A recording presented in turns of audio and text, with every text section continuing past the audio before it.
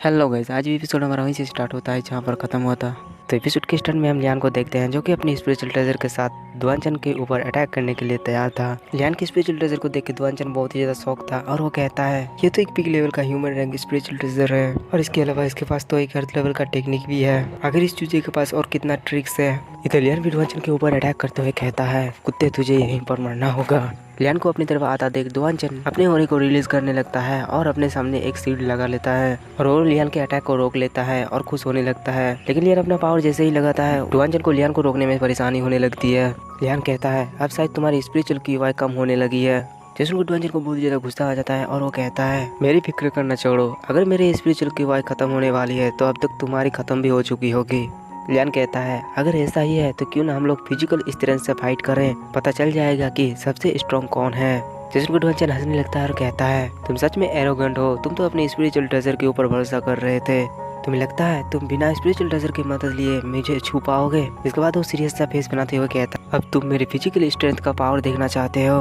अभी तुम 1 star martial expert पे हो और मैं 3 स्टार मार्शल एक्सपर्ट पे। लगता है तुम्हें मौत की कुछ ज्यादा ही जल्दी है।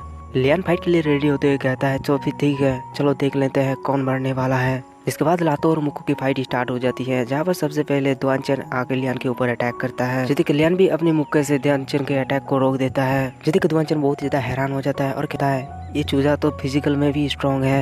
इधर लियान का अटैक इतना ज्यादा पावरफुल था कि दुआनचन उसे संभाल नहीं पाता और लियान दुआनचन को दूर फेंक देता है। लियान कहता है अब तुम कहीं भी भाग नहीं सकते। इधर हम दुआनचन को देखते हैं, लियान की एक मुक्के से ही उसकी हालत खराब हो चुकी थी।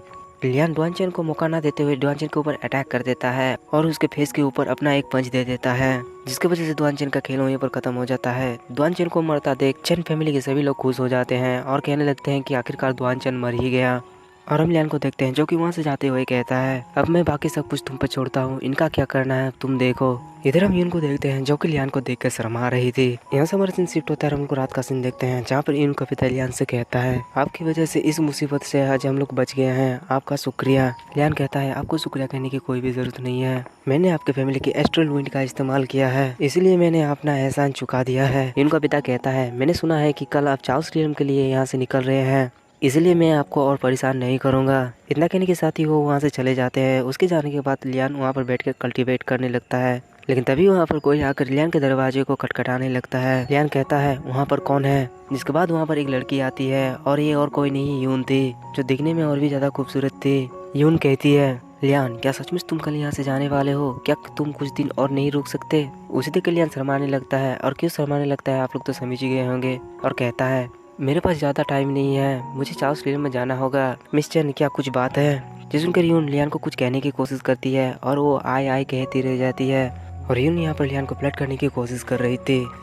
लियान को ऐसा करता देख लियान के तो होश ही उड़ जाते हैं और लियान ने बहुत ज्यादा शर्मा भी जाता है और हड़बड़ाते हुए कहता है रुक जाइए, ये अब क्या कर रही है। तब यून अपने प्यार का इजहार करते हुए लियान से कहती है मैं जानती हूँ तुम्हारा दिल यहाँ पर नहीं लगेगा, लेकिन मैं क्या करूँ, मैं अब तुम्हें पसंद करने लगी हूँ, इसलिए मैं तुम्हें खुद को सौंपना चाहती हूँ। इतना कहने के साथ ही वो अपने ऊपर के कपड़े को उतार देती है। तब लियान अपनी आंखों को ढकते हुए इसको रोकते हुए कहता है पहले तुम अपने कपड़े को पहन लो, उसके बाद हम लोग इसके बारे में बात करेंगे। यून कहती है तुम अपना चेहरा क्यों छुपाए हुए हो, मेरी तरफ देखो, जो तुमने अभी देखा क्या तुम्हें वो पसंद नहीं आया, क्या मैं इतनी ज्यादा बुरी हूँ।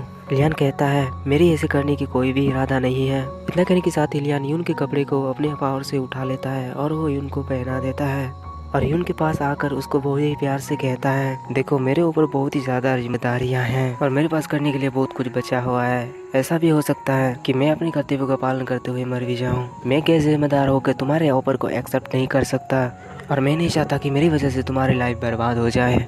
लियान की बातें सुनकर यून भी समझ जाती है और वो बहुत ही ज्यादा मायूस भी हो जाती है। जिसके बाद वो सब कुछ समझते हुए वहाँ से चली जाती है। सोल वहाँ पर आते हुए लियान का मजाक उड़ाने लगती है और कहती है मैं नहीं जानती थी कि रोमेंस में तुम्हारा लक इतना ज्यादा होगा। जिसको लियान शर्माने लगता है और कहता है प्लीज मुझे छेड़ना बंद कीजिए। सोल कहती है इन सभी मामलों में अपना टाइम बर्बाद मत करो, सबसे इम्पोर्टेंट चीज तुम्हारी स्ट्रेंथ है, ताकत ही तुम्हें सही बनाएगा। एक बार तुम पेरिलस मास्टर बन जाओगे तो लड़कियां तुम्हारे पीछे भागी चली जाएगी। लियान कहता है मैं जानता हूँ, इसीलिए तो मैंने उसे मना कर दिया। लियान अजीब सा फेस बनाते हुए अपने मन में सोचता है तुम तो यहीं पर हो, जब तक तुम मेरी हरकतों पर नजर रखोगी मैं क्या ही कर लूंगा। जब तक अब मेरे साथ जुड़ी हुई है मुझे अपनी इच्छाओं का गला घोटना होगा। यहाँ से हमारा सीन शिफ्ट होता है, हम सुबह का सीन देखते हैं जहाँ पर यून का पिता और यून लियान को विजिट करने के लिए आए थे, लेकिन तब तक लियान उनको बिना कुछ बताए ही वहाँ से चला गया था, जिसकी वजह से यून बहुत ही ज्यादा उदास हो गई थी। तब यून का पिता यून से कहता है उसे जाने दो, लियान जैसा जीनियस फेंग सिटी के जैसे शासक जगह में कभी भी संतुष्ट नहीं होगा। ये सुन के यून भी खुश हो जाती है और कहती है आपने सही कहा, मैं जानती हूँ लियान का नाम एक दिन पेंग डायनेस्टी में चारों ओर सुनाई देगा। यहाँ से हमारे शिफ्ट होकर हम लोग लियान को देखते हैं जो कि चार्ल्स रियम की ओर ही बढ़ रहा था। सोल वहाँ पर अपेयर होते हुए कहती है चार्ल्स रियम सामने ही है, अंदर जाने से पहले तुम्हें अपनी स्पिरिचुअल एनर्जी को बढ़ा लेनी चाहिए।